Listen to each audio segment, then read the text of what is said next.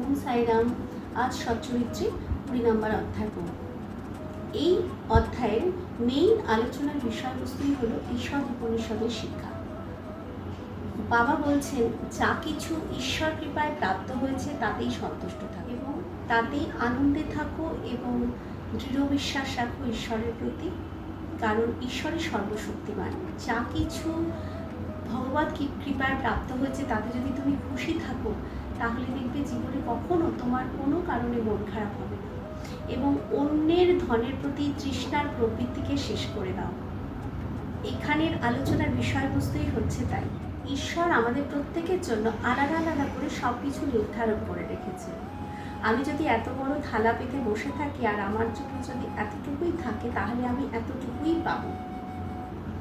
কারণ আরেকজনের যদি আমার পাশের লোকটি যদি এত বড় থালা পেতে বসে থাকে, তার থালা যদি ভর্তি থাকে, তা দেখে আমার ঈর্ষা করে কোনো লাভ নেই। কারণ ঈশ্বর এটা পছন্দই করে না, কারণ আমার জন্য নির্ধারণ করা আছে ঈশ্বর আমাকে কতটুকু দেবে।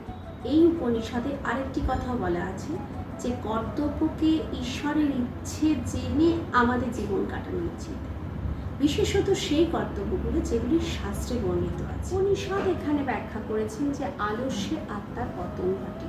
আমি যদি অলস হয়ে আমরা বসে থাকি, তাহলে কিন্তু সেখানে কোনো উন্নতি সম্ভব নয়। দিন রাত আমাদের অনবরত পরিশ্রম করা উচিত। পরিশ্রম করলে যে কোনো কাজের সাকসেস বা লাইফের সাকসেস অবশ্যই হবে। ওম সাইরাম।